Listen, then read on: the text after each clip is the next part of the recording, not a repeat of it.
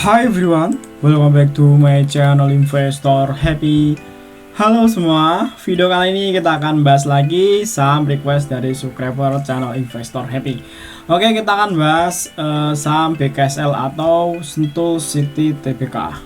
Nah, ini saham di sektor properti saat ini masih bertahan di support terkuatnya ya di 50. Oke, kita akan coba lihat bidnya itu siapa yang masang. Dan kita lihat ya bid overnya sampai masang. Oke, kita lihat ya hari ini ada sekitar 487.000 over ya di 50. Jadi kita lihat ya siapa yang ngunci di awal. Kita lihat untuk hari ini untuk ini kita lihat ya dari jam 9 siapa yang masang ya untuk di harga 50 ya. Kalau kemarin tak cek itu memang ada 50.000 berapa gitu ya, berapa lot ya. Nah, kita lihat ya hari ini masihkah sama ya. Nah, kita lihat ini jam 9 ya, jam 9 kita lihat ya jam 9.00 nya berapa yang masang ya.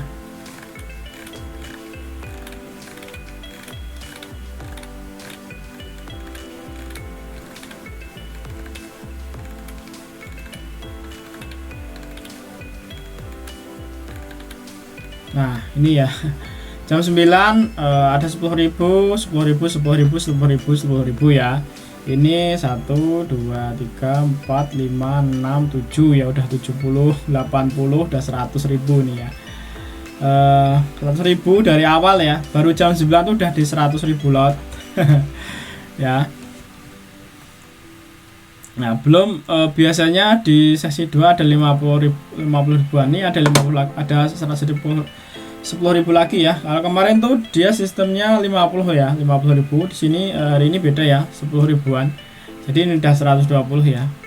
Ya ini ya 50-nya nambah lagi. Ya, 1 2 3 4 ya. Jadi udah 200 tambah 120 tambah ini ya. Jadi udah 150 tambah 200 ya 300.000 ya. Ini baru jam 9 titik, jam 9.00 titik 2. Jadi 2 detik udah segini ya. Baru 2 detik guys langsung dikunci 30.000 lot ya. Jadi ya agak susah ya mau naikin barang nih, dan tentunya market maker yang punya barang. Nah, kita lihat ya siapakah yang ngunci. Di sini akan muncul ya. Nah, di sini kakak ya, ini yang ngunci broker kakak ya, barangnya kakak semua nih ya.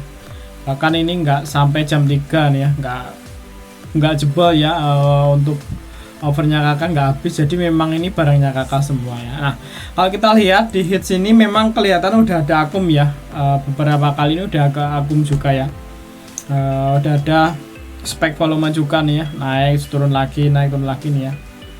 Nah, ini dari segi bid ya, bid overnya ya, memang di awal udah dikunci nih emiten. Nah, kita akan lihat ya dari segi laporan keuangannya seperti apa. Nah, oke, kita akan coba lihat dulu. Oke, sebenarnya untuk emiten BKSL ya, kalau teman-teman mau spekulasi ya, sekali lagi mau spekulasi, dan ini resikonya sangat tinggi. Ini kalau kita lihat memang dia suka di 50 dan sewaktu-waktu dia naik lagi ya. Nah, seperti itu, memang seperti ini ya. Di 50 sewaktu-waktu naik lagi ya, sampai kemarin sampai 55 ya.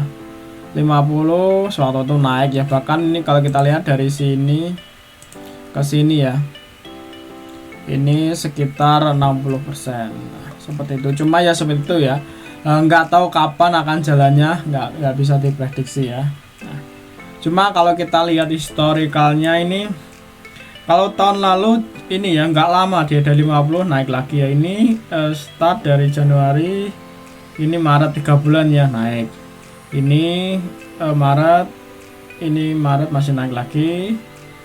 Tepatnya Maret sampai April ini 1 bulan naik tinggi. Nah, ini kalau kita lihat dari start sini ya, ini Mei ya, Mei naik lagi, ini Agustus ya. Jadi Mei, Juni, Juli, Agustus, jadi 4 bulan naik ya. Dan hari ini dari sini ya, ini Oktober, November, Desember ya, ini udah mau 3 bulan.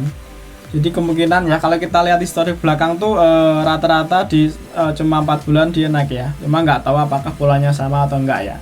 Cuma ya kita lihat aja dulu untuk laporan keuangan ya. Nah, untuk laporan keuangan ya, ini kuartal, harusnya ini udah kuartal ketiga ya, cuma belum dikirim ya, telat kirim sampai ditulis ya di sini dapat peringatan ya. Ini salah satunya BKSL, ini harusnya 30 September kemarin ngirim ya, dan ini belum ngirim laporan keuangan sampai saat ini. Dan ini kita akan pakai laporan keuangan kuartal 2 dan 1 ya, karena kuartal 3-nya belum dikirim.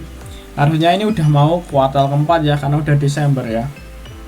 Nah, kita lihat ya laporan keuangan ini per kuartal, ini 31 Maret jadi kuartalnya 1. Nah, ini kuartal 2 ya guys ya. Nah, kita lihat ya. Ini per kuartal 2. Asetnya ini sekitar 16 triliun ya. Cukup besar sebenarnya untuk asetnya emiten ini ya. Cukup besar untuk asetnya.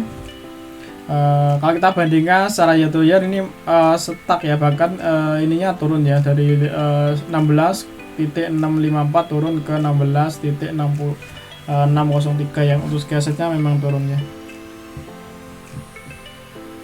Nah, kita lihat kalau untuk kuartal satunya dia punya aset sekitar 16.30, memang turun ya. Kalau kita bandingkan secara kuartal memang turun, jadi 16 triliun 630 miliar, ini turun sekitar 30-an miliar ya. Nah, ini untuk asetnya turun kalau kita bandingkan secara per kuartal, dibandingkan secara year to year juga turun juga ya. Per kuartal turun 30, untuk year to year turun 50 ya. Nah, kita lihat untuk likuiditasnya. Untuk likuiditasnya ini sekitar 6 ya, 6,1 triliun ya untuk likuiditasnya, 61 triliun. Untuk di kuartal satunya sama ya, memang stuck nggak kemana-mana, dan ini cukup masih sekitar ini ya, baru 40% ya, jadi masih oke lah ya untuk emiten ini, karena asetnya masih lebih besar dibanding likuiditas ya. Nah, jadi untuk ekuitasnya masih cukup gede ya, ekuitasnya masih sekitar 10 triliun ya, jadi masih besar guys untuk ekuitasnya. Nah, sementara aku tak buka RTE untuk lihat market cap-nya ya. Kita lihat ya, dengan harga 50 market cap-nya berapa nih ya.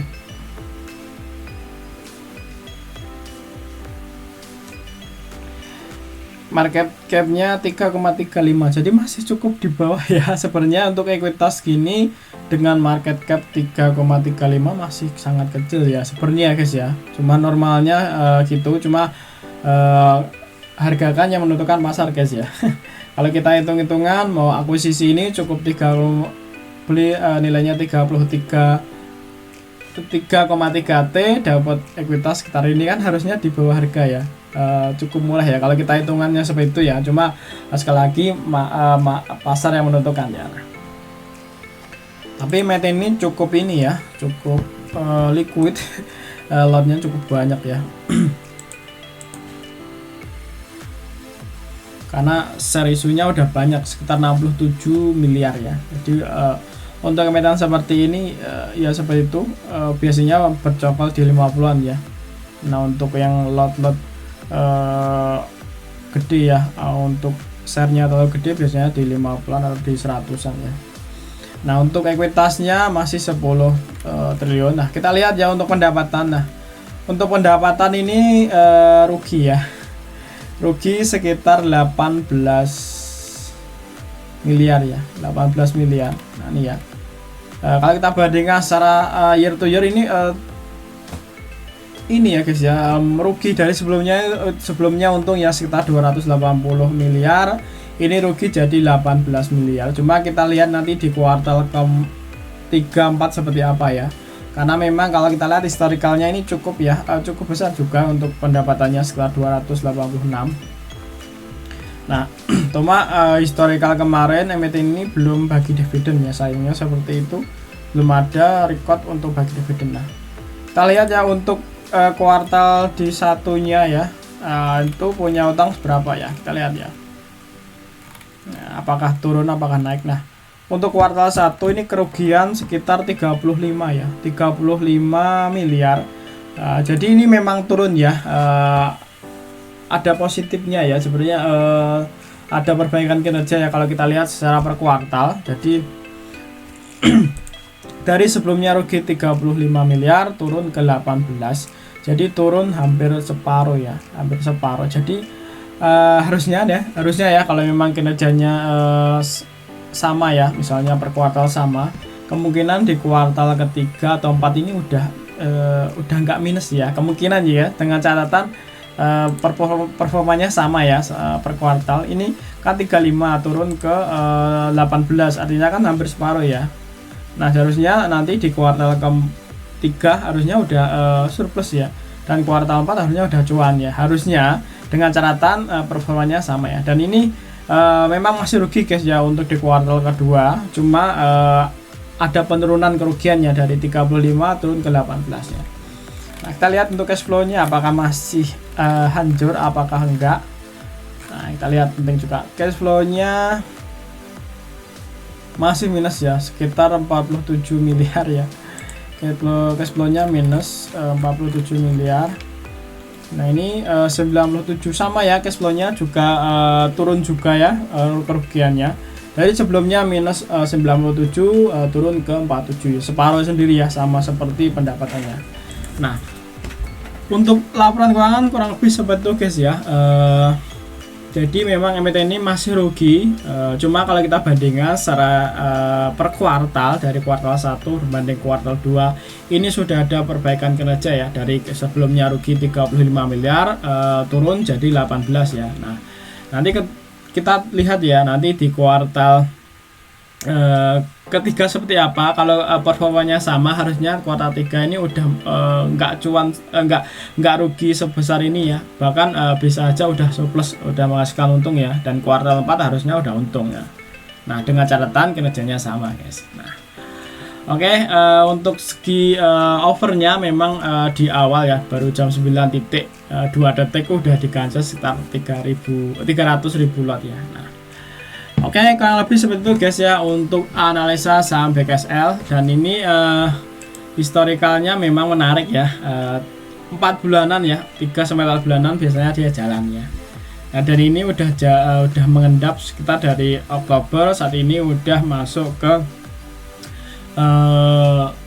Desember ya. Jadi memang udah mau 3 bulan. Apakah nanti dia jalan lebih, apakah di Januari atau Desember ini, nah kita lihat aja ya. Dan kalau kita lihat udah ada spek volume ya, jadi memang udah ada akum-akum ya di emiten ini. Memang nggak tahu kapan akan dijalankan ya. Oke, kalau teman ada request atau pertanyaan silakan aja ya ditulis di kolom komentar. Nanti kalau ada request untuk membahas emiten, nanti kalau bisa saya akan bikinin ya. Oke semua, terima kasih semua telah menonton video ini. Sampai ketemu di video berikutnya. Happy cuan and happy investor. Bye bye.